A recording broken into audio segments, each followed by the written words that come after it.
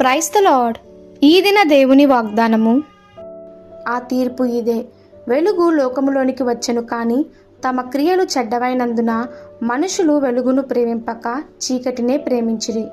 యోహాను సువార్త 3వ అధ్యాయము 19వ వచనము. తమకు వెలుగు లభ్యమై ఉన్నదని ఎరిగియు తాము ఎక్కడికి వెళ్తున్నామో ఎరుగక చీకటిలో అనేకులు నడవడం ఎంత దుఃఖకరము.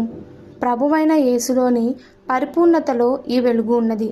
అయితే మానవులు నిజంగాను నిజాయితీగాను సత్యాన్ని గ్రహించాలన్న ఆశను కలిగి ఉండనట్లయితే వారు ప్రభువైన యేసును సమీపించలేరు. ఆ మహిమ ప్రభు నుండి దేనినైనా దాచిపెట్టాలని ఆశించడం కేవలం వ్యర్థము. అయినప్పటికీ కేవలము ఈ వ్యర్థమైన దానిని ఆశిస్తూ ఉంటున్నారు.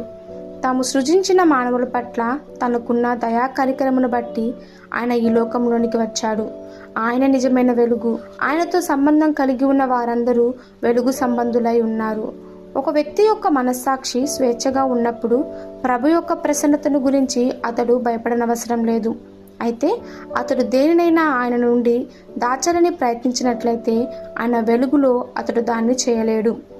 పాపం చేయువారు వాస్తవానికి వెలుగును ద్వేషిస్తారు.